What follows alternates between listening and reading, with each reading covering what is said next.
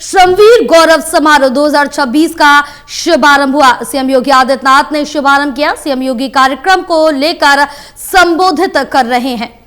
इसके साथ ही आपको बताते चले, जहां उत्तर प्रदेश के मुख्यमंत्री योगी आदित्यनाथ कार्यक्रम में पहुंचे हैं, सीएम योगी आदित्यनाथ ने शुभारंभ किया है। इस वक्त की अहम जानकारी आप तक पहुंचा रहे। श्रमवीर गौरव समारोह 2026 का शुभारंभ किया गया। सीएम योगी आदित्यनाथ ने शुभारंभ किया है। चलो, इस बीच बड़ी जानकारी आप तक पहुंचा रहे हैं, जहां पवन खेड़ा को एक बड़ी राहत सुप्रीम कोर्ट से मिली है। पवन खेड़ा को सुप्रीम कोर्ट से बड़ी राहत मिली है।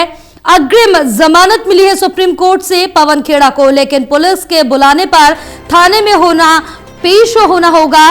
पवन खेड़ा को गुवाहाटी हाई कोर्ट से जमानत नहीं मिली है। बड़ी अपडेट आप तक पहुंचा रहे हैं, जहां बताते चले पवन खेड़ा को सुप्रीम कोर्ट से बड़ी राहत है। पवन खेड़ा को यह अग्रिम जमानत सुप्रीम कोर्ट से मिल गई है, लेकिन पुलिस के बुलाने पर थाने में पेश होना होगा पवन खेड़ा को, और गुवाहाटी हाई कोर्ट से फिलहाल अभी जमानत नहीं मिली है। बड़ी जानकारी आप तक पहुंचा रहे हैं, जहां पवन खेड़ा को सुप्रीम कोर्ट से बड़ी राहत मिली है। सुप्रीम कोर्ट से अग्रिम जमानत मिल गई है पवन खेड़ा को, लेकिन गुवाहाटी हाई कोर्ट से अभी जमानत नहीं मिली है। बहरहाल ये कहा गया है कि पुलिस के बुलाने पर थाने में पेश होना होगा। राहत यहाँ जरूर मिली है, लेकिन पूरी तरह से जो फ्रीडम है वो नहीं मिली है पवन खेड़ा को। कुछ पाबंदियां जरूर रहेंगी। चलिए और जानकारी लेंगे। हमारे साथ हमारे सहयोगी ललित नारायण कांडपाल जुड़े हुए हैं। ललित, क्या कुछ जानकारी मिल पा रही, जहां पवन खेड़ा के लिए राहत की खबर जरूर है, सुप्रीम कोर्ट से ये राहत उनको मिल गई, लेकिन गुवाहाटी हाई कोर्ट से जमानत नहीं मिली है। देखिए, बिल्कुल पवन खेड़ा ने सुप्रीम कोर्ट जाने से पहले जमानत के लिए गुवाहाटी हाई कोर्ट में याचिका दायर की थी, जहां से उनको जमानत नहीं मिली थी।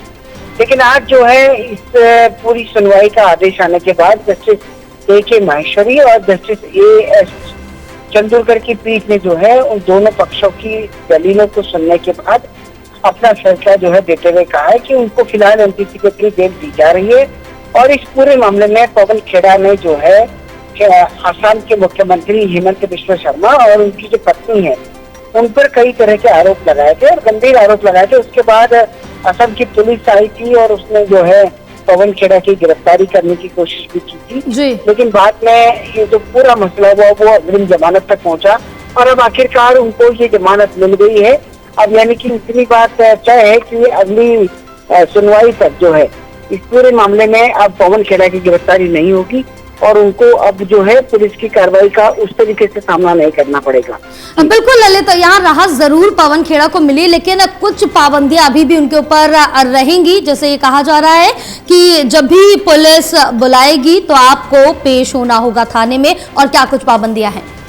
बिल्कुल, देखिए, क्योंकि जमानत की जो शर्तें लगी है उसमें जो प्रमुख तौर पर लिखा गया है उसमें कहा गया है कि खेड़ा को जांच में पूरा सहयोग करना होगा।